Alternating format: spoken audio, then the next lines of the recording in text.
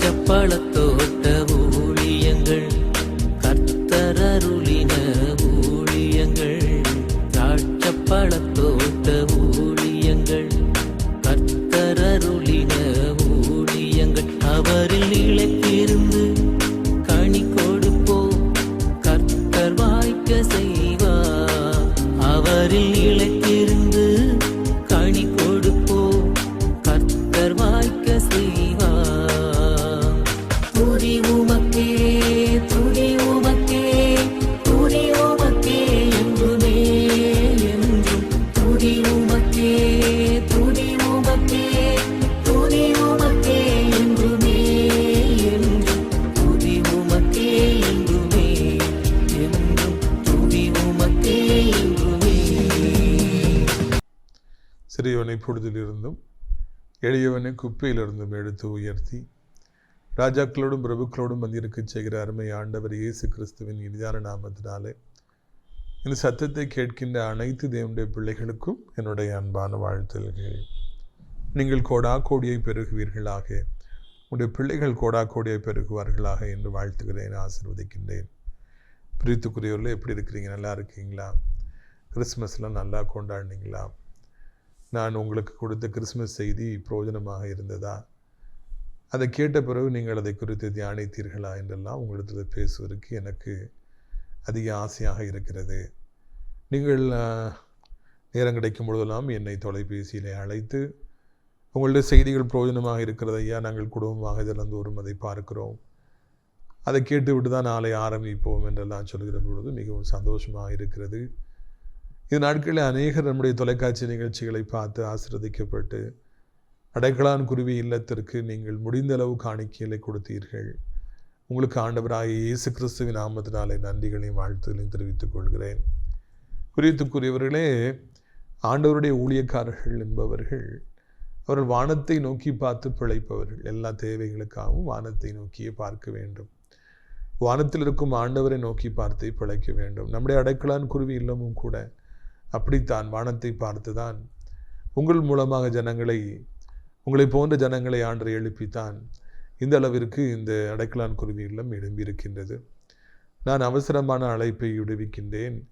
ஒருவேளை வயது முதிர்ந்த காலத்தில் நீங்கள் இருப்பீர்கள் என்றால் உங்களை பார்ப்பதற்கு பிள்ளைகள் பக்கத்தில் இல்லாதபடி தூர இடத்திலே அவர்கள் இருப்பார்கள் என்றால், இல்லாவிட்டால் அவர்கள் மிகவும் பிஸியாக இருப்பார்கள் என்றால் நீங்கள் ஆசிரியர் அடைக்கலான் குருவி இல்லத்திலே வந்து தங்கலாம் என்கிற மிக்க மகிழ்ச்சியான செய்தியை உங்களுக்கு நான் அறிவிக்கும்படியாக விரும்புகிறேன். அது மாத்திரமல்ல, அந்த அடைக்கலான் குருவி இல்லத்தில் பணிபுரிய வாட்ச்மேன் மற்றும் சமையல் வேலை தெரிந்த பெண்கள், இன்னுமாக வார்டன் போன்றவர்களும் தேவைப்படுறாங்க. அங்கேயே தங்கி இருக்க வேண்டும் 24 மணி நேரம். அப்படிப்பட்டவர்கள் நீங்கள் வருவீர்கள் என்றால் மிகவும் வசதியாக இருக்கும். முக்கியமாக நிற்கதியாய் நிற்கிற பெண்கள், எல்லாராலும் கைவிடப்பட்டு செல்வதற்கு இடமில்லை என்று சொல்லி இருக்கிற பெண்களுக்கு இந்த அடைக்கலான் குருவி இல்லம் ஒரு அடைக்கலமாக இருக்கும் என்பதில் சந்தேகமே இல்லை. கிறிஸ்துக்குரிய எல்லா வசதிகளும் நம்முடைய அடைக்கலான் குருவி இல்லத்தில் இருக்கிறது. காற்றோட்டமான இட வசதிகள், தனித்தனி ரூம்ஸு, இன்னுமாக வாக்கிங் போகிறதுக்கு வசதி, நல்ல ஜெபம், தேவனுடைய மாளிகை தொட்டு இருக்கின்றது. எனவே நீங்களும் கூட இந்த அடைக்கலான் குருவி இல்லத்தை முடிந்த அளவு தெரிந்தவர்களுக்கு நீங்கள் அறிவித்து அநேகரை அழைத்து கொண்டு வருவதற்கு நீங்கள் காரணமாக இருக்கும்படியாக கேட்கின்றேன். அவ்வளோ பெரிய நாகமான் எலிசாவிடத்தில் வந்து குஷ்டரோகத்திலிருந்து சுகம் பெற்றதற்கு அந்த சின்ன பிள்ளையே காரணம். அவள் தான் அந்த வழியை காண்பித்தாள். அதே போல் நீங்களும் அடைக்கலான் குருவி இல்லத்திற்கான வழியை காண்பிக்கும்படியாக உங்களை அன்போடு கூட நான் அழைக்கின்றேன். பிரியத்துக்குரியவர்களே, இந்த வருட கடைசியிலே நாம் நிற்கின்றோம். இந்த வாரம் முழுவதும் ஆண்டவர் நம்மை 2023 எனப்பட்ட வருடத்தில் அற்புதமாக அதிசயமாக நடத்தி வந்த அந்த பாதைகளை திரும்பி பார்த்து நன்றியோடு கண்ணீரோடு கூட ஆண்டவரை துதிப்பதற்காக நாம் அழைக்கப்படுகின்றோம். மேக்சிமம் வீட்டை விட்டு வெளியே போகாதீங்க. அவசியமானதுக்கு போகிறது தப்பு இல்லை. ஏனைய நேரங்களில் வீட்டிலே தரித்திருந்து திரும்பி பார்த்து ஆண்டவர் தப்பி வைத்ததை நினைத்து பார்த்து, தேவைகளை சந்தித்ததை நினைத்து பார்த்து, புதிய பாதைகளில் நடத்தி வந்ததை நினைத்து பார்த்து நீங்கள் ஆண்டவரை துதிப்பீர்கள் என்றால் நிச்சயமாக இந்த நாட்களிலே இந்த வருடத்தை நீங்கள் முடிவு செய்யும் பொழுது ஒரு தெய்வீக சமாதானம் உங்களை ஆளுகை செய்யும். That is a way to end up a year. And not only that, அடுத்த வருஷத்துக்குள் நீங்கள் பிரவேசிக்கும் பொழுது ஒரு பெரிய ஆசீர்வாதம் உங்களுக்கு வருவதை நீங்கள் காண்பீர்கள். அநேகர் இந்த நாட்களிலே என்னுடைய பிள்ளைகளுக்கு திருமண காரியங்களை வைத்திருக்கிறார்கள். என்னை அழைத்திருக்கிறீர்கள். முடிந்தளவுக்கு வந்து உங்களை வாழ்த்த எனக்கு ஆசை. முடியாவிட்டாலும் கூட வீட்டிலிருந்து உங்களுடைய பிள்ளைகளுக்காக நான் ஜெபிப்பேன் என்பதை தெரியப்படுத்திக் கொள்ள நான் ஆசைப்படுகிறேன். பிரியத்துக்குரியவர்களே, இந்த நாளிலே நாம் செய்திக்குள்ளே கடந்து போகலாம். அவருடைய கடைசியிலே தாவீதை குறித்து நாம் சிந்திக்க இருக்கிறோம். தாவீதை குறித்த சிந்தனைகள் அநேகருக்கு பிரயோஜனமாக இருக்கிறது என்று நான் கேள்விப்படுகிறேன். உங்களுக்கும் கூட அது பிரயோஜனமாக இருப்பதாக 2 சாமுவேல் 15வது அதிகாரம் 13ஆம் வசனத்திலிருந்து நான் வாசிக்கிறேன். பாருங்கள். அதை அறிவிக்கிற ஒருவன் தாவீதிடத்திலே வந்து, இஸ்ரவேலிலே ஒவ்வொருவருடைய இருதயமும் அப்சலோமை பற்றி போகிறது என்றான். அப்பொழுது தாவீது எருசலேமிலே தன்னிடத்தில் உள்ள தன்னுடைய எல்லா ஊழியக்காரரை நோக்கி, எழுந்து ஓடி போவோம், இல்லாவிட்டால் நாம் அப்சலோமுக்கு தப்ப இடமில்லை. அவன் தீவிரத்து நம்மிடத்தில் வந்து நம்மை பிடித்து நம்மேலே பொல்லாப்பு வரப்பண்ணி நகரத்தை பட்டயத்திற்கு கருக்கினால் சங்காரம் பண்ணாதபடிக்கு தீவிரமாய் புறப்படுங்கள் என்றான். தாவீதின் ஊழியக்காரர் ராஜாவை பார்த்து, இதோ ராஜாவாகி எங்கள் ஆண்டவன் கட்டளையிடும் காரியத்தை எல்லாம் செய்ய உமது அடியாராகி நாங்கள் ஆயத்தமாயிருக்கிறோம் என்றார்கள். பார்த்தீங்களா, அந்த செய்தி அப்படியே தாவீது ராஜாவுக்கு வருகிறது. மகன் அப்சலோமின் பக்கமாக மொத்த இருதயமும் இஸ்ரவேலின் இருதயமும் பற்றி போகிறது. எல்லாரும் அப்சலோம் அப்சலோம் சொல்கிறாங்க. இப்போ அவர் ராஜாவாயிட்டார், திரும்பி வந்துட்டு இருக்கிறாரு அப்படின்னு சொல்லி ஒரு செய்தி தாவீதின் காதிலே போய் போடப்படுகிறது. அது வரைக்கும் தூங்கி கொண்டிருந்த ராஜாவாகிய தாவீது உடனடியாக விழித்து கொள்கிறார். வாங்க, உடனே ஓடி போயிரும், இல்லை என்றால் இங்கே அப்சலோம் வந்து நம்மை பிடித்து நமக்கு பொல்லாப்பு செய்து விடுவான். இந்த நகரத்தை எல்லாம் பட்டை கருக்கினாலே அழித்து விடுவான். பெரிய ஆபத்து வந்து கொண்டிருக்கிறது. அடுத்து இப்படித்தான் அப்சலோம் செய்வான். அதற்கு முன்பதாக நாம் உயிர் தப்ப ஓடி போவோம் என்று சொல்லி அவர் சொல்லுகிறார். விழித்து கொள்ளுகிறார். இதற்கு முந்தின வசனத்திலே ஒருவன் புள்ளி வைக்கின்றான். ஆனால் இங்கே தாவீது ராஜா ரோடு போடுகின்றார். அடுத்து இப்படி தான் நடக்கும், அப்படி தான் நடக்கும்னு சொல்லி அதை சொல்லி திட்டமிட்டு புரிந்து கொண்டு மிக விரைவாக அவர் செயல்படும்படியாக ஊழியக்காரர்களை அவர் அழைக்கின்றார். என்னுடைய கேள்வி என்னவென்றால், இதே ஸ்பீடு, இதே மாதிரி மூளை வேகமாக வேலை செய்கிறதெல்லாம் முன்னோட்டி இருந்திருந்தால் எவ்வளோ நலமாக இருந்திருக்குமே. அப்சலோம் 50 அந்த ரதத்துக்கு முன்பாய் ஓடுகிற ஆட்களை சம்பாதித்த பொழுது, அவன் மக்களை நேரிலே வந்து சந்தித்து கெட்டி தழுவி முத்தமிட்டு எல்லாரையும் தன்பக்கமாக இழுத்து கொண்ட பொழுது, இப்படியாக ஹெப்ரோனுக்கு போன பொழுது அங்கு சென்று எல்லா இடத்துலையும் வேவுக்காரர்களை அனுப்பி அங்கே அப்சலோம் ராஜாவானன்னு சொன்ன பொழுது, அப்பொழுதெல்லாம் தூங்கி கொண்டிருந்தாயே தாவீது, ஏன் இப்பொழுது இவ்வளவு விரைவாக கண்வழிக்க வேண்டும், இவ்வளவு விரைவாக காரியங்களை செய்ய வேண்டும்? அப்பொழுதும் கண்வழித்திருந்தால் இவ்வளோ பிரச்சனை வந்திருக்குமா? முளையிலே இதை கிள்ளி இருந்திருக்கலாம் அல்லவா? இந்த புண் வளருவதற்கு, இந்த கேன்சர் வளருவதற்கு தாவீது ஒரு காரணமாக இருந்தார். இப்பொழுது இது முற்றி விட்டது என்கிற ஒரு சூழ்நிலை வந்த உடனே முழித்து கொள்கிறார். விரைவாக ஓட வேண்டும் என்று சொல்லுகிறார். வரட்டும், அப்படி செய்யலைன்னா எல்லாரும் கதையும் முடிஞ்சு போயிடும். தாவீது கதையும் முடிஞ்சு போயிடும். அதனால தான் விசுவாசிகளை அழைச்சிட்டு வேகமாக அவர் புறப்படுறதுக்கு ஆயத்தமாறார். ஆனால் முதலாவது அவர் தூங்கி கொண்டிருந்தாரே, அதை குறித்து என்ன சொல்ல என்பதுதான் என்னுடைய கேள்வி. இன்றைக்கி நிறைய பேர் தங்களுடைய வாழ்க்கையில் இது மாதிரி கேன்சர் விடுவதற்கு விட்டுட்டே இருக்கிறாங்க. பிரச்சனைகள் வளர விட்டுக்கிட்டே இருக்கிறாங்க. இல்லை, பிள்ளைகள் கீழ்ப்படியாமல் போகும்போது முதல்ல அவங்களை கண்டிக்காமல் விட்டுடுறாங்க. முதல்ல அவங்களை திட்டாமல் அடிக்காமல் விட்டுறாங்க. இது தவறுன்னு சுட்டி காமிக்காமல் விட்டுறாங்க. கடைசியில் பிள்ளைங்க வளர்ந்து கெட்டு குட்டிச்சோறு ஆகி போகிறாங்க. அதுக்கப்புறம் வேக வேகமாக ஓடி போய் அவங்கள திருத்தணும்னு சொல்லி நினைக்கிறாங்க, சரிப்படுத்தணும்னு நினைக்கிறாங்க. அது முடியாமலே போகுது. நிறைய பேர் தங்களுடைய வாழ்க்கையில் பிஸ்னஸில் ஆரம்ப காலங்களில் தூங்கிக்கிட்டே இருக்கிறாங்க. ஊழியத்தில் ஆரம்ப காலங்களில் தூங்குறாங்க. நாட்களையும் காலங்களையும் கர்த்தர் கிருபையாய் தருகிற எத்தனங்களையும் விட்டுறாங்க. அதுக்கு பிறகு ஒரு கட்டம் வரும்பொழுது மூச்சு முட்டுகிறது. உடனடியாக பிஸ்னஸை கட்டணும், ஊழியத்தை கட்டணும்னு சொல்லி நிறைய பேர் ஆசைப்படுறாங்க. முதலாவதே அவர்கள் செயல்பட்டு இருந்திருப்பார்கள் என்றால், முதலாவதாகவே அவர்கள் விழித்திருந்திருப்பார்கள் என்றால், நிச்சயமாக அவர்கள் இந்த அளவுக்கு ஒரு கடினமான ஒரு சூழ்நிலையை ஃபேஸ் பண்ணியிருக்க வேண்டாம். அதில் அப்படி விட்டுட்டதுனால தான் இன்றைக்கி இவ்வளவு பெரிய கஷ்டங்களை அவங்க அனுபவிக்கிறாங்க. இதை கேட்கின்ற அனைவருக்கும் இது ஒரு எச்சரிப்பாக இருக்கின்றது. எப்பொழுதுமே நம்முடைய வாழ்க்கையில முதலாவதாகவே சிந்தித்து முதலாவதாகவே நாம் செயல்படுவோம் என்றால் ஓடி போக வேண்டிய அவசியம் நமக்கு வராது. நாம் தத்தளிக்க வேண்டிய அவசியம் நமக்கு வராது. ஐயோ என்ன செய்வோம் என்று சொல்லி திகைக்க வேண்டிய அவசியம் வராது. முதலாவதாகவே நாம் நம்முடைய வாழ்க்கையில் விழித்திருக்க வேண்டும், திட்டமிட வேண்டும். இயேசுவை சிலுவையிலே அறைய வருகிற பொழுது யூதாஸ் காரியத்தை காட்டி கொடுக்க வருகிற பொழுது, இருள் அப்படியே சூழுகிற பொழுது, மொத்த உலகமும் ஆண்டவர் இயேசு கிறிஸ்துக்கு விரோதமாகி அப்படியே திரும்புகிற பொழுது, ஆண்டவருக்கு முன்பதாகவே வெளித்திருந்து கெத்செமனேயிலே ஜெபித்து அவர் தன்னைத்தானே ஆயத்தப்படுத்திக் கொள்கிறார். சிலுவையை சந்திப்பதற்கு, துரோகத்தை சந்திப்பதற்கு, தனிமைப்படுத்தப்படுவதற்கு முன்பதாக, சிலுவையை சுமப்பதற்கு முன்பதாக, அவர் மீது அடிகள் விழப்படுவதற்கு முன்பதாக, அவரை ஆணிகடாவப்படுவதற்கு முன்பதாக அவர் ஆயத்தமாகிறார். விழித்திருந்து ஜெபித்தார், வெற்றி பெற்றார். வீட்டுக்குள்ள தூங்கி விட்ட பேதுரு, யாக்கோபு, யோவான் வெட்கப்பட்டு போனார்கள். நம்முடைய வாழ்வில் எப்பொழுதும் முதலாவதாகவே செயல்படுகின்றவர்களாக இருக்க வேண்டும். கடைசி நேரத்தில் செயல்படுவதனாலே பிரயோஜனம் ஒன்றுமில்லை. எல்லாம் கைவிட்டு போன பிறகு, தலைக்கு மேலே வெள்ளம் போன பிறகு நம்ம போராடி முட்டி பார்க்கறதுல ஒன்றும் பிரயோஜனம் இல்லவே இல்லை. என் நண்பன் ஒருவன் 26 அரியரை ஒரே நேரத்தில் உட்கார்ந்து அவன் எழுதினான். படிக்கிற காலங்களில் படிக்கிறது கிடையாது, கிளாஸுக்கு வர்றது கிடையாது, பாடத்தை கவனிக்கிறது கிடையாது, வாத்தியார்கிட்ட சண்டை போடுறது, எதிர்த்து பேசுகிறது, ஜாலியாக இருக்கிறது, தண்ணி அடிக்கிறது, ஊர் சுற்றுறது, அப்படிலாம் இருந்துட்டு கடைசியில் எக்ஸாமில் டிகிரி முடிக்கணும்னு சொல்லிட்டு 26 அரியரையும் சேர்ந்து அரும்பாடுபட்டதை நான் நினைத்து பார்க்கிறேன். அதில் ஒரு பாஸ் ஆனாரா ஃபெயிலாருங்கிறது வேறு விஷயம்.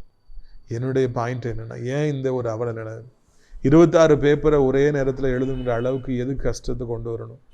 முதலாவதாகவே படித்திருந்து இருப்பார் என்றால், கிளாஸ்க்கு ஒழுங்காக வந்திருப்பார் என்றால், ஆசிரியர் பாடம் நடத்தும் போது அவர் கவனித்திருப்பார் என்றால், ஹோம்ஒர்க்லாம் ஒழுங்காக பண்ணியிருப்பார் என்றால், தினந்தோறும் ஒரு அரை மணி நேரம் உட்கார்ந்து படித்திருந்திருப்பார் என்றால், காலங்களில் எல்லா செமஸ்டரையும் ஒழுங்காக எழுதியிருந்தால், இவ்வளவு 26 அரியரையும் ஒரே நேரத்தில் எழுதி முடிக்க வேண்டுங்கிற கட்டாயம் வந்திருக்காது அல்லவா?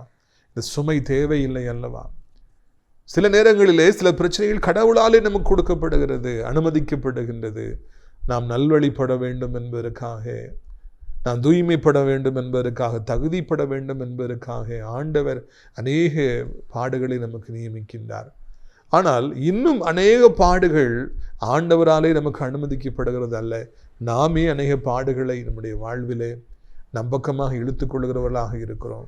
அநேக சுமைகளை நம்மீது நாமே சுமத்தி கொள்கிறவர்களாக இருக்கிறோம். முதலாவது தூங்கி தூங்கி தூங்கி இருந்துவிட்டு கடைசியில் வேக வேகமாய் ஓடுகிறவர்கள் எல்லாம் வாழ்வில் தோல்வியை அடைகின்றார்கள். அந்த 10 கன்னிகள் உங்களுக்கு ஞாபகத்தில் இருக்காங்களா? அதில் 5 கன்னிகள் முதலாவதாகவே அவர்கள் அந்த எண்ணெயை வைத்திருந்தார்கள், விளக்கை வைத்திருந்தார்கள். மணவாளன் வந்த பொழுது உடனடியாக விளக்கோடு உள்ளே பிரவேசித்தார்கள். ஏன்னா அவங்க முதல்ல பிளான் பண்ணியிருந்தாங்க, ஆகலாம் 1 மணிக்கு வரேன்னு சொல்கிறவர் 5 மணிக்கு வருவார், 3 மணிக்கு வருவார். அவர் எப்போ வந்துட்டு போட்டும், நம்ம கையில் எண்ணெய் வச்சுருப்போம், வந்த உடனே விளக்கு பொருத்தணும். அவங்க முதல்ல பிளான் பண்ணியிருந்தாங்க. ஆனால் அடுத்த 5 கன்னிகைகளும் அப்படி ஆயுதமாய் வராதபடி, அங்கே பார்த்து கொள்ளலாம், கடைசியில் பார்த்து கொள்ளலாம், நம்மளையே விட்டுட்டா உள்ளே போயிடுவார் அப்படின்னு அவங்க ஒரு நிர்விசாரமாக இருந்தபடியினாலே, அக்கறையின்றி இருந்தபடியினாலே, ஆயத்தமின்றி இருந்தபடியினாலே அவர்கள் தோற்று போனார்கள். மணவாளன் உங்களை தெரியாது என்று சொல்லி அவர்களை வெளியே விட்டு கதவை பூட்டினார் என்று காண்கிறோம். ஒரு பெரிய வேதனையோடு கூட, வெட்கத்தோடு கூட அவர்கள் திரும்பி போனார்கள். மணவாளனை சந்திக்க முடியாதபடி அவர்கள் போனார்கள் என்று இது வரலாறு நமக்கு சொல்கிறது அல்லவா? வாழ்வில் எப்பொழுதும் முதலாவதாகவே நாம் ஆயத்தப்படுவோம். கடைசி நேரத்தில் யுத்தம் பண்ணுகிறவர்களாய் நாம் இருக்க வேண்டாம். ஆயத்தமாகுதல் அவசியம் என்று சொல்லி காண்கிறோம். ஊழியத்தில் இருப்பீர்கள் என்றால் கூட்டம் நடப்பதற்கு 10 நாளைக்கு முன்பதாகவே உங்களை மெசேஜ் கொடுக்க கூப்பிட்டுருக்கலாம், ஒரு நல்ல ஊழியத்துக்கு கூப்பிட்டுருக்கலாம், 1 மாதத்திற்கு முன்பாகவே கூப்பிட்டுருப்பாங்க. அப்போ இருந்தே ஜெபிக்க ஆரம்பியுங்கள், அப்போ இருந்தே அதை குறிவைக்க ஆரம்பியுங்கள். என்ன காரியத்தை செய்ய வேண்டும் என்ற ஆண்டவரிடத்தில் கேளுங்க, உன்னதத்திலிருந்து வருகிற பலனை பெற்றுக்கொள்ளுங்க. அதன் பிறகு நீங்கள் செயல்படுங்க. அப்பொழுது வாழ்வில் வெற்றி பெறுவீர்கள். கடைசி நேரத்தில் பார்த்து கொள்ளலாம் என்கிற பேச்சுக்கு தேவனுடைய பிள்ளைகளுடைய வாழ்க்கையில் இடமே கிடையாது, வெற்றி பெறுவருடைய வாழ்க்கையில் இடமே கிடையாது என்பதை புரிந்து கொள்ளுங்க. 2வது நான் காண்கிறோம், உடனே அவர் ஊழியக்காரங்களாம் சொல்கிறார், இப்படி அப்சலோம் வாரா, என்ன பண்ணுவானே தெரியாது, அதுக்கு முன்னால் நம்ம ஓடி போயிடுவோம் வாங்க அப்படின்னு சொல்லி தன்னோடு கூட ஒரு கூட்டத்தை கூட்டுகின்றார்.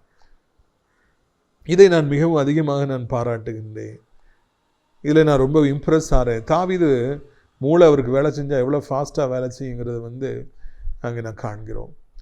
ஒருவேளை அப்சலோம் கஷ்டப்பட்டு தனக்கென்று ஒரு கூட்டத்தை சம்பாதித்தான், ஒரு பெரிய டீமை அவன் உருவாக்கினான். இப்போ தாவீது ராஜாவுக்கு விரோதமாக மாறான். ஆனால் ஏற்கனவே தான் சம்பாதித்து வைத்திருந்த நண்பர்களை, இராணுவ வீரர்களை, தன்னுடைய விசுவாசிகளை தாவீது ஒரு நிமிஷத்தில் கூட்டி எல்லாம் மொத்தமாக வெளியே போயிடுவோன்னு சொல்லிட்டு எல்லாரையும் ஆயத்தப்படுத்தி தன்னோடு கூட வரும்படியாக அழைத்தார் என்று காண்கின்றோம். அந்த யுத்தத்தை தான் தனியே சந்திக்காதபடி தனக்கு சார்பாக யார் இருக்கிறார்களோ, தன்னை யார் அதிகமாய் நேசிக்கின்றார்களோ, யார் தன்னோடு கூட கடைசி வரைக்கும் இருப்பார்களோ, அவர் எல்லோரையும் தாவீது அழைக்கின்றார், வாருங்கள் நாம் சேர்ந்து ஓடி போவோம் என்று சொல்லி அவர் தனி மனிதனாய் தன்னை தனிமைப்படுத்த அனுமதிக்காதபடி ஒரு கூட்டத்தை சேர்த்துக் கொள்கிறார்.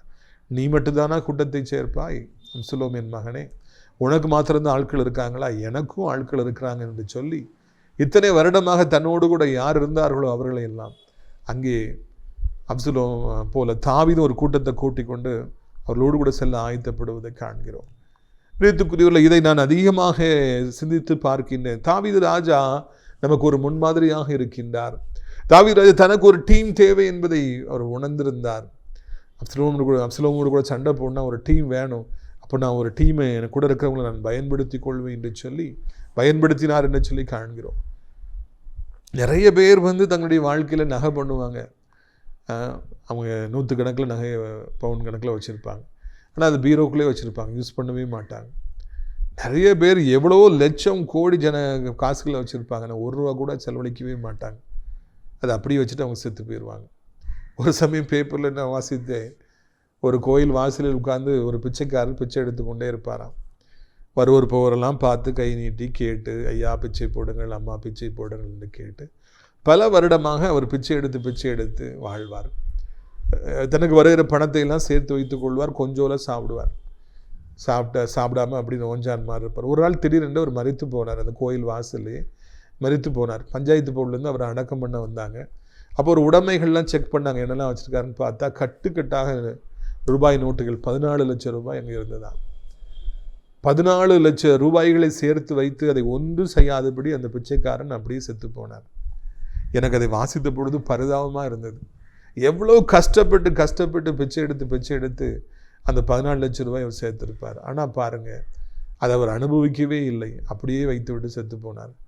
அந்த பணத்தை வைத்து ஒரு வீடு வாங்கியிருக்கலாம், நல்லா பிரியாணி சாப்பிட்ருக்கலாம், ஏசி வச்சு படுத்து தூங்கி இருக்கலாம், இல்லைனா ஊழியத்துக்கு கொடுத்துருக்கலாம், ஊழியக்காரங்களுக்கு ஐயா நீ கட்டடத்தை கட்டுங்கன்னு சொல்லியிருக்கலாம். எதுவுமே செய்யாதபடிக்கு அந்த மனிதன் அந்த பணத்தை பார்த்து கொண்டே இருந்து அப்படியே செத்து போனாரா. பிரியத்துக்குரிய நிறைய பேர் இன்றைக்கி இப்படி தான் இருக்காங்க. எவ்வளவோ பணங்களை வைத்திருக்கிறாங்க, ஆனால் அதை செலவழிக்க விருப்பம் இல்லாமலே இருக்கிறாங்க. எதற்காக பணத்தை கொடுத்தார் ஐயா? செலவழிப்பதற்காகத்தான் கொடுத்தார். அதை ஆக்கப்பூர்வமான காரியங்களுக்காக நாம் பயன்படுத்தவே ஆண்டவர் நமக்கு கொடுத்தார். ஊழியங்களுக்காக செலவழிக்கவே ஆண்டவர் நமக்கு சம்பாதிக்கிற ஆற்றலை தந்தார் என்பதை நாம் மறக்கவே கூடாது. சமீபத்தில் ஒரு பெரிய பணக்காரர் இறந்து போய்விட்டார். அப்போ சொன்னாங்க, ஒரு கிரவுண்டு மாதிரி இடம் கிடைக்குது, மெயினில் பஸாரில் எவ்வளோ கடைகள் இருக்குது, இதுக்கு ஊருக்கு வெளியே இவ்வளோ சொத்து இருக்குது, அங்கே சொத்து இருக்குது, எவ்வளவோ நிலத்துங்கெல்லாம் வாங்கி போட்டு அவர் இறந்துருக்காரு, பிள்ளைகளுக்கெல்லாம் ரொம்ப சந்தோஷம் அப்படின்னு சொன்னாங்க. நான் யோசித்து பார்த்து இந்த நபர் அடிக்கடி சொல்லுவார், எல்லாரோட சேர்ந்து வெளியே போகும்போது பேர்ஸை வீட்லேயே நான் வச்சுட்டு வந்துடுவேன்னு சொல்லுவார். எதுக்காக பேர்ஸை வீட்லேயே வச்சுட்டு வந்துடுறேன்னு சொன்னார்னா, இங்கே வெளியே வந்தால் பேர்ஸ் இருந்தால் எல்லாருக்கும் செலவழிக்க வேண்டியிருக்கும், வீட்லேயே பேர்ஸை வச்சுட்டு போனால் நான் யாருக்கும் செலவழிக்க வேண்டாம்ல, அதான் நான் கொண்டே போக மாட்டேன்னு அவர் சொல்லுவார். இப்படி கஞ்சத்தனம் பண்ணி சேர்த்து வைத்து அதை செலவழிக்காமலே அந்த மனிதர் இறந்து போய்விட்டார். ரீத்துக்குரியவர்களே, ஆனால் அந்த பேர்ஸை திறந்து தேவனுடைய பிள்ளைகளுக்கும் ஊழியங்களும் கொடுத்திருந்தார் என்றால் பரலோகத்தில் ஒரு பெரிய வீடு கிடைத்திருக்கும் அல்லவா. இங்கே இந்த பூமியில் பெரிய வீடு கிடைத்தது, நிலம் கிடைத்தது, பிள்ளைகளுக்கு அதை சேர்த்து வைத்தார், இதை சேர்த்து வைத்தார். ஐயா ரொம்ப சந்தோஷம், பரலோகத்தில் எதை சேர்த்து வைத்தீர்கள் என்பதுதான் கேள்வியாக இருக்கிறது. பரலோகத்தில் என்னத்தை சேர்த்து வைத்து விட்டீர்கள்? இங்கே செலவழித்தால்தான், பேட்ஸை வெளியே எடுத்தாதான், காசை வெளியே எடுத்தாதான் பரலோகத்தில் வீடு கட்டப்படும். இங்கே ஒன்றையும் செலவழிக்கவில்லை என்றால், எல்லாமே பேர்ஸ்குள்ளே வைத்துக் கொள்வோம் என்றால், பூட்டி வைத்துக் கொள்வோம், பேங்க் லாக்கரில் வைத்துக் கொள்வோம் என்றால் பரலோக வீடு நமக்கு இருக்கவே இருக்காது. தாவீது ராஜா இத்தனை வருடமாய் சம்பாதித்த படைத்தளபதியாக யோவா, படை வீரர்கள், தன்னுடைய விசுவாசிகள், அதிகாரிகள், தன்னோடு கூட இருந்தவர்கள், மக்கள் எல்லாரையும் பார்த்து வாங்க போவோம். ஒரு டீமாக அவர் உடனடியாக செயல்படுகிறார், தனி மனிதனாக செயல்படவே இல்லை. நம்முடைய வாழ்க்கையில் ஒரு பெரிய கூட்டத்தை கூட்டுகிற அளவிற்கு நாம் அநேகர் இந்த நாட்களில் சம்பாதித்திருக்கிறோமா என்பதை சிந்தித்து பார்க்கும்படியாக அழைக்கிறோம். கர்த்தர் நமக்கு தந்திருக்கிற வஸ்திரங்களாய், ட்ரெஸ்ஸஸாக இருக்கட்டும், வீடாக இருக்கட்டும், பணமாக இருக்கட்டும், இலையட்டால் நட்பாக இருக்கட்டும், ஊழியமாக இருக்கட்டும், அதை பயன்படுத்தும்படியாக நாம் அழைக்கப்படுகிறோம். அதை அப்படி பூட்டி வைத்து துருப்பிடித்து விட்டு அது கெட்டு போகுவதற்கு நீங்கள் அனுமதிக்க கூடாது என்று உங்களை அன்போடு கூட நான் அழைக்கின்றேன். பாருங்கள், அவர்களும் அங்கே சொல்றாங்க, ராஜா நீங்க என்ன சொல்றீங்களோ அதை நம்முடைய ஊழியக்காரர்களாகி நாங்கள் கேட்போம் என்று சொல்லி அவர்கள் அங்கு சொல்லுவதை நாம் பார்க்கிறோம். பிரியத்துக்குரியவர்களே, ஏன் அப்படி அவர்கள் சொன்னார்கள் என்றால், அந்த அளவுக்கு தாவீதுக்கு விசுவாசமாக இருந்தார்கள். ராஜா கூப்பிட்ட உடனே, ராஜா நீங்க நல்லா இருக்கும் போது உங்க கூட இருந்தோம், இப்ப கஷ்டப்பட போறீங்க, நாங்க வரமாட்டோம், இப்போ உங்க மகன் அப்சலோம் ராஜாவாயிட்டான், அவங்க கூட சேருவோம்னு அவங்க சொல்லலை. மாறாக நாங்களும் உம்மோடு கூட வருகிறோம், நீ சொல்வதையெல்லாம் செய்வோம், உம்மோடு கூட நாங்களும் பாட அனுபவிக்க தயாராக இருக்கிறோம் என்று சொல்லி ஒரு பெரிய கூட்டம் அங்கே தாவீதோடு ஒன்று சேர்ந்தது என்று சொல்லி காண்கிறோம். பிரியத்துக்குரியவர்களே, இந்த அருமையான நாளிலும் கூட கர்த்தர் நம்மோடு கூட பேசுகின்றவராக இருக்கின்றார், நம்மோடு கூட அவர் இடைப்படுகின்றவராக இருக்கின்றார். தாவீது ராஜாவுக்காக எல்லாவற்றையும் துறந்து அவர்களும் கூட பல பாடுகளை படுவதற்கு ஆயத்தமானார்களா. நீர் என்ன சொன்னாலும் கேட்போம், நீர் எங்கு போனாலும் நாங்கள் வருவோம் என்று சொல்லி அவர்கள் சொன்னார்களா. பிரியத்துக்குரியவர்களே, ஒருவேளை ஆண்டவர் இயேசு கிறிஸ்து அந்த இயேசு மகாராஜாவை பின்பற்றுகிற ஊழியக்காரர்களாகிய நாம், தேவனுடைய பிள்ளைகளாகிய நாம், ஆண்டவரின் நிமித்தமாக சில பாடுகளை அனுபவிக்க வேண்டிய சூழ்நிலைகள் வரும்பொழுது, கஷ்டங்களை அனுபவிக்க வேண்டிய சூழ்நிலைகள் வரும்பொழுது, சில அவமானங்களை அனுபவிக்க வேண்டிய சூழ்நிலை வரும்பொழுது, இல்லாத பொல்லாத பழிகள் மீது ஓடப்படுகிற பொழுது அதை சந்தோஷமாய் சுமப்பதற்கு நம்ம ஆயத்தமாறோமா? யோபு பக்தன் சொன்னது எனக்கு ஞாபகத்துக்கு வருகிறது. நீ பைத்தியம் போல பேசுகிறாய், பொண்டாட்டியை பார்த்து சொல்றாரு. அவரோடு கூட நன்மையை அனுபவித்த நான் தீங்கையும் அனுபவிக்க வேண்டாமா? அவர் கொடுத்தார், அவர் எடுத்தார், சோத்திரம் சொல்லி அவர் சொன்னார். யோபு ஆண்டவராலே ஆசீர்வதிக்கப்பட்ட பொழுது சந்தோஷமாக இருந்தார், ஆண்டவரை நேசித்தார், ஆராதனை செய்தார், சாட்சியாக இருந்தார். ஒரே நிமிடத்தில் எல்லாம் புடங்கப்பட்ட பொழுதும் கூட அந்த யோபு பக்தன் அவர் ஆண்டவரை அதே போல நேசித்தார். வியாதிப்பட்ட பொழுதும் ஆண்டவரை அதே போல நேசித்தார். ஆண்டவருக்கு விரோதமாய் பேசவில்லை, முறுமுறுக்கவில்லை, பின்வாங்கவில்லை, சாட்சியை இழக்கவில்லை, கடைசி வரைக்கும் நின்றார் என்று காண்கிறோம். ஒரு வெற்றி பெறும் பொழுது அவனோடு கூட 1000 பேர் சேர்றாங்க, 10000 பேர் சேர்றாங்க. ஒருவரை பதவியிலே வருகிற பொழுது அவருக்கு பின்னால் 1 கோடி பேர் வராங்க. ஒரு மனிதன் உயர்த்தப்படுகிற பொழுது எல்லாரும் எனக்கு தெரியும், ஒரு சொந்தம் அப்படின்னு சொல்லி சொல்றாங்க, என் நண்பன், என் கிளாஸ்மேட் சொல்றாங்க. தாழ்த்தப்படும் பொழுது அந்த நபரோடு கூட இருக்க ஒருவரும் ஆயத்தமாக இருப்பதில்லை. ஆனால் தாவீது ராஜாவோடு கூட இருந்தவங்க என்ன பாடுபட்டாலும் நாங்களும் ஏற்றுக்குவோம், பின்னாலே வாரோன்னு சொல்லி சொல்றாங்க.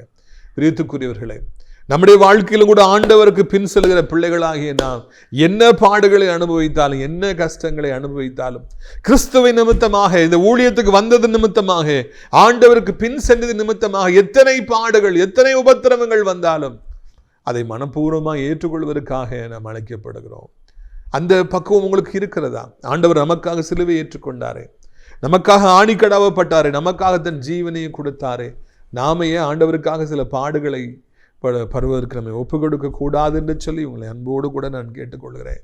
ஒருவேளை இந்த நாளிலே நீங்கள் மனபாரத்தோடு கூட இந்த செய்தியை கேட்டுட்டு இருக்கலாம். கர்த்தரை தேடுறதுனால தானே எனக்கு இவ்வளோ பிரச்சனை, ஊழியத்தில் முன்னால் இருக்கிறதுனால தானே எனக்கு பிரச்சனை, ரட்சிக்கப்பட்டதுனால தானே எனக்கு இந்த பிரச்சனை வந்துருச்சோன்னு சொல்லி நினைச்சிட்டு இருக்கலாம். இல்லை இல்லை, ஆண்டவர் நிமித்தமாக பாடுகள் வரும் என்றால் நாம் பாக்கியவான்களாக இருப்போம். நன்மை செய்வது நிமித்தமாக பாடு நமக்கு வரும் என்றால் நாம் பாக்கியவான்களாக இருப்போம் என்பதை மறக்கவே கூடாது.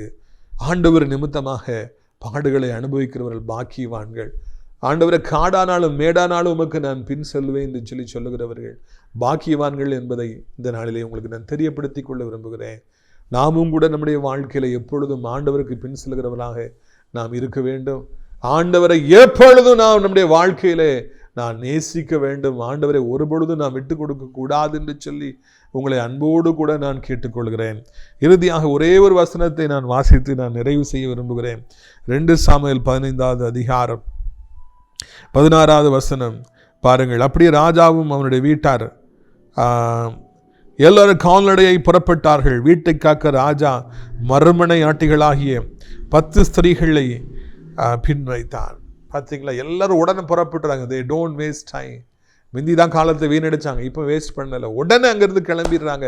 இங்கே இருந்த ஆபத்துன்னு தெரிஞ்ச உடனே அந்த இடத்த விட்டு அவங்க கிளம்பிடுறாங்க. என்றைக்குமே ஒரு இடத்துல இருந்த ஆபத்துன்னு தெரிஞ்சால் நம்ம அந்த இடத்த விட்டுட்டு வேறு இடத்துக்கு கிளம்பிடணும். அதை மறந்துடவே கூடாதீங்க.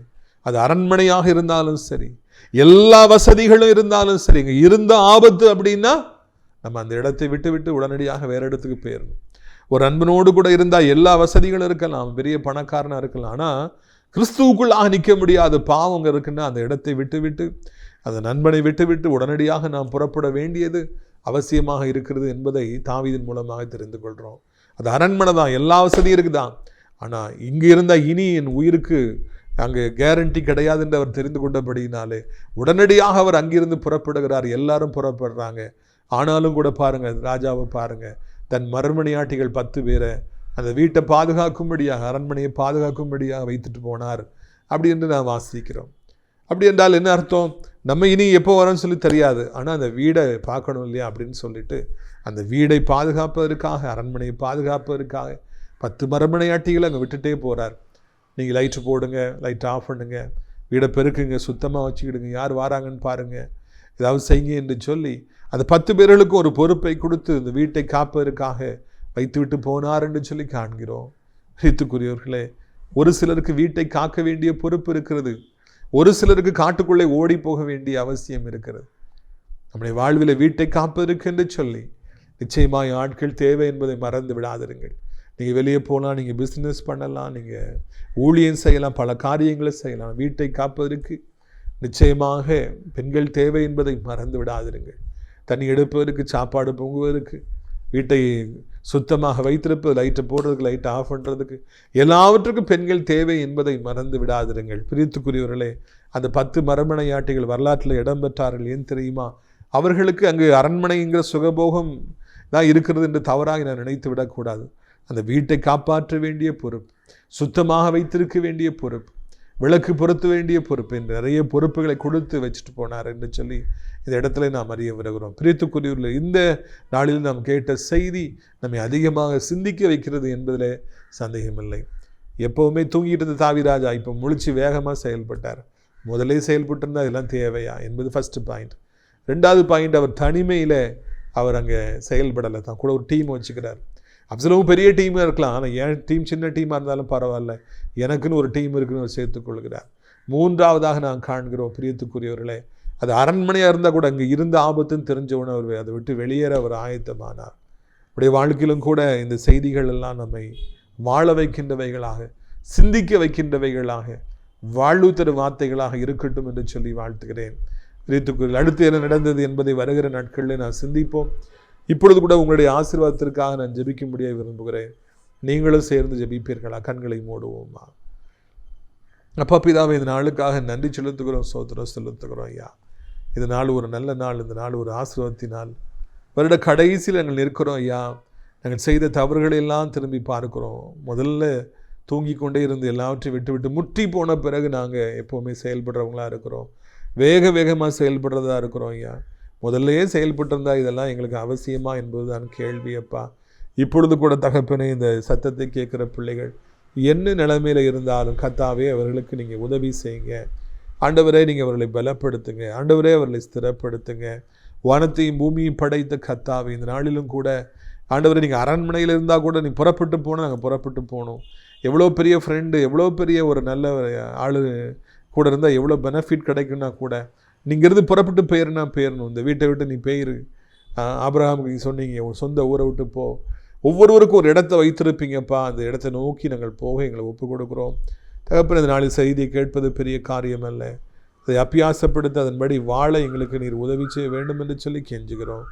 இதனாலே ஒருவேளை நம்முடைய பிள்ளைகள் இன்றைக்கு வியாதிப்பட்ட நிலைமையிலே அவங்க இருப்பாங்கன்னா கர்த்தாவே, இப்படி வல்லமையான கரம் அவர்களை தாங்கி அவர்களை விடுவிக்கும்படியாக, எல்லா வியாதியிலிருந்து அவர்களுக்கு அற்புதமான சுகத்தை கொடுக்கும்படியாக கெஞ்சுகிறோம். யாராவது புண்கள், சீல்வடிந்து கொண்டிருக்கிற புண்கள், ஆண்டவரே நீங்கள் அந்த புண்களை தொட்டு கர்த்தாவே அப்படியே மறைய பண்ணுங்க ராஜா. கிருமிகள் பரவாதபடி கால் கையெல்லாம் எடுக்கணுங்கிற சூழ்நிலை வராதபடி பாதுகாத்து கொள்ளுங்கப்பா. இயேசுவின் நாமத்தில் யூரின் நல்லா போகட்டும், மோஷன் நல்லா போகட்டும், கிட்னி ஃபெயிலியர் ஆகி விடாதபடி, டயாலிசிஸ் என்கிற ஒரு அவலமான நிலைமை வந்து விடாதபடி கர்த்தர் பாதுகாத்து கொள்ளுங்க. கேன்சர் தகப்பனே, கிட்னி ஃபெயிலியர், லங்ஸ் ஃபெயிலியர் போன்ற ஆண்டவர் கல்லீரலில் பிரச்சனை மாற்றணும். இப்படிப்பட்ட மக்களுக்கெல்லாம் கர்த்தர் அதிசயமான சுகத்தை கொடுக்கும்படியாக, அற்புதமான சுகத்தை கொடுக்கும்படியாக கெஞ்சுகிறோம். வானத்தையும் பூமியும் படைத்த கர்த்தர் இந்த நாளிலே ஒரு அற்புதத்தை ஒவ்வொருவருக்கும் செய்யுங்கப்பா. வியாதியே வேண்டாம், நீங்கள் யெகோவா ராஃபா சுகந்தருகிற தெய்வம். இது வியாதிகளை சிலுவையில் நீங்கள் தூக்கி சுமந்துட்டீங்க, நாங்கள் தூக்கி சுமக்கணுங்கிற அவசியம் இல்லை. பிசாசால எங்கள் சரீரத்தை தொட முடியாது. ஆண்டவரை ஒப்பு கொடுக்கக்கூடாது, எங்கள் பிள்ளைகளை தொடக்கூடாது, எங்களுக்கு பிரியமானதை தொடக்கூடாது. வியாதியே வேண்டாம்ப்பா. மழை பிஞ்ச காலத்தில் அநேகருக்கு வியாதி, அநேகர் ஆஸ்பத்திரியில் நிற்கிறாங்க, லொக்குன்னு இருமுறாங்க, காய்ச்சல், ஆண்டவரை குளிர் காய்ச்சல், ஜன்னி. ஆண்டவரை நீங்கள் தான் பிள்ளைகளுக்கு உதவி செய்ய வேண்டும் என்று சொல்லி கெஞ்சுகிறோம் ஐயா இறைமகனே. அது மாத்திரமல்ல ஆண்டவர், கடன் பாரங்களில் சிக்கி தவிக்கிற பிள்ளைகள் எத்தனை பேர் உண்டப்பா. வட்டி கடனால் நிம்மதி இல்லாமல் தற்கொலை செய்து கொள்ளலாமா என்று வாழ்பவர்கள் உண்டு. நீங்கள் தான் அவர்களுக்கு எப்படியாவது மனம் இறங்கணும், நீங்கள் தான் அவர்களை எப்படியாவது தொடணும், நீங்கள் தான் கர்த்தாவே சோத்திரம் அவர்களை எப்படியாவது ஆசீர்வதிக்கணும்ப்பா. வானத்தையும் பூமியை படைத்த கர்த்தர் திருநாமத்தினாலே கட்டணங்கிற நுகத்தடி முறியட்டும், சாபம் முறியட்டும். வருமானமே இல்லைங்கிற அந்த சாபம் முறிந்து நாலா திசைகளிலிருந்து காடைகள் வந்து விழுவதாக, உடைய பிள்ளை பிஸ்னஸ் பெருகுவதாக, கையின் பிரயாசங்கள் பெருகுவதாக, வருமானங்கள் பெருகுவதாக, புதிய புதிய வருமானங்களை, நிரந்தரமான வருமானங்களை கொடுத்து உடைய பிள்ளைகளை பெருக செய்ய வேண்டும் என்று சொல்லி கெஞ்சுகிறோம். என்ன சாபம் ஆண்டவருடைய குடும்பத்தில் இருந்தாலும் உடைத்து போட்டு, பிள்ளைகள் நிமித்தமாக நிம்மதியே இல்லை. ஐயோ, பிள்ளைகள் பேசுவதில் சண்டை போடுறாங்க, அதை வாங்கித்தா இதை வாங்கித்தான்னு கேட்குறாங்க. என் பிள்ளைகள் வாலிபத்து பாவங்களால் நிறைஞ்சிருக்கிறாங்க, என் பிள்ளையால் எனக்கு நிம்மதி இல்லை, என் பேர பிள்ளையால் நிம்மதி இல்லை, திருமண வாழ்க்கையில் நிம்மதி இல்லை, திருமண வாழ்க்கையை உடைந்து போய்விட்டது, எதிர்காலம் கேள்விக்குறியாக இருக்கிறது சொல்லுகிற ஒவ்வொருவரையும் கர்த்தர் ஆண்டவரே தொட வேண்டும் என்று சொல்லி கெஞ்சுகிறோம், மாற்ற வேண்டும் என்று சொல்லி கெஞ்சுகிறோம். இப்பொழுதே உடைய வல்லமையினாலே ஒவ்வொருவரையும் நீங்கள் தொடுங்கப்பா. ஏசப்பாவுடைய நாமத்தினால இன்றைக்கு ஒரு மாற்றத்தை கொண்டு வாருங்க ராஜா. ஆண்டவரே, இந்த மழையினால் திருநெல்வேலி, தூத்துக்குடி, தென்காசி மாவட்டங்கள் எல்லாம் சீரழிந்து போய் கிடக்கின்ற ரோடு வாழ்வாதாரங்கள் எல்லாம் கெட்டு போச்சுப்பா. எப்படியாவது எடுத்து கெட்டுவீராக. இனி ஒரு பொழுதும் அழிவின் மழை வராதபடி ஆசீர்வாதத்தின் மழை மாத்திரம் வரத்தக்கதாக நீங்கள் உதவி செய்யுங்க ஆண்டவர். சாலைகள் எல்லாம் சீரமைக்கப்பட, வியாபாரங்கள் எல்லாம் மறுபடி ஃப்ளரிஷ் ஆக கர்த்தர் உதவி செய்யுங்கப்பா. நீங்கள் அப்படி செய்ய போகிற அன்பிற்காக சோத்திரம். பைக்கை வேகமாய் ஓட்டி, காரை வேகமாய் ஓட்டி முட்டி, அப்பாவியின் மேலே முட்டி அவர்களை கொன்று தானும் கொலையுண்ணப்பட்டு விடாதபடி கர்த்தாவே எல்லாருக்கும் உணர்வுள்ள தரும்படிக்கு ஜெபிக்கிறோம். சடுதி விபத்துகள், ஹார்ட் அட்டாக்கு, ஆண்டவர் மரணங்கள், சடுதி மரணங்கள், துர்ச்செய்தி எதுவும் வராதபடி காத்துக்கொள்ளுங்க. ஆண்டவர் ஸ்ட்ரோக் வராதபடி காத்துக்கொள்ளுங்க. ஆண்டவர் வாத பக்கவாத முடக்குவாதங்களிலிருந்து விடுதலை தாருங்க. காக்காய் வலிப்பிலிருந்து விடுதலை தாருங்க. மூளை விளர்ச்சி இல்லாத பிள்ளைகள் வைத்திருக்கிற தகப்பன் தாய்க்கு எப்படியாவது ஒரு வழி திறந்து காண்பீங்க. கிருபையின் கரம் எங்களுக்காக யாவற்றையும் செய்து முடிக்கட்டும் அப்பா. இப்பொழுதே நம்முடைய வல்லமை பெருகட்டும் என்று சொல்லி கெஞ்சுகிறோம் ஆண்டவர். இந்த நாளிலும் கூட உலகம் முழு இருக்கிற அத்தனை நாடுகளையும் ஆசீர்வதியும். இன்னொரு கொள்ளையினோ இன்னொரு லாக்டவுன் வராதபடி பாதுகாத்துக்கொள்ளும். எங்கள் தாய் திரு நாடாக இந்தியாவிற்காக, தமிழ்நாட்டுக்கு ஜெபிக்கிறோம். முக்கியமாக அனைத்து மதத்தவர்கள், மொழி பேசுகிறவர்களுக்காக ஜெபிக்கிறோம். எல்லோரையும் ஆசீர்வதிங்க. அது மாத்திரமல்ல, ஏசப்பா நாமத்தினாலே ஆண்டவரே அனைத்து தேவனுடைய பிள்ளைகள், ஆலயங்கள், திருச்சபைகள், ஊழியக்காரர் எல்லாரையும் ஆசீர்வதிங்கப்பா. அப்பா, நாசிரிய திராட்சைப்பழத்தோட்ட ஊழியர்கள் நேசிக்கிறேன், அடைக்கலான் குருவி இல்லத்தை நேசிக்கிறேன். நாள்தோறும் நம்முடைய நிகழ்ச்சிகளை பார்க்கிறேன் ஆண்டவரை. ஜெபத்தினாலே காணிக்கையால் தாங்கிய நல்ல உள்ளங்கள் உண்டு. ஒவ்வொருவரையும் அளவில்லாமல் ஆசீர்வதிங்க. அநேக அடைக்கலான் குருவிகள் இந்த அடைக்கலான் குருவி இல்லத்துக்கு வரட்டும். வேலை பார்க்குறவன் தேவை தாங்க, மகிமைப்படுங்க. இயேசுவின் மூலம் ஜெபிக்கிறோம் பிதாவே, ஆமென். என் ஆத்துமாவை கர்த்தரை சோத்திரி, என் முழு உலகமே பரிசுத்த நாமத்தை சோத்திரி. என் ஆத்துமாவை கர்த்தரை சோத்திரி, அவர் செய்த சகல உபகாரங்களையும் ஒருபொழுதும் மறவாதே, ஆமென். இந்த கர்த்தராகிய இயேசு கிறிஸ்துவுடைய கிருபையும் பிதாவாகிய தேவனுடைய அன்பும் பரிசுத்தாவிய அந்யோன்யம் இல்லாத பிரசன்னம் அனைவருடைய இன்றைக்கு சதா காலங்களில் நிலைத்திருப்பதா. அல்லேலூயா, அல்லேலூயா.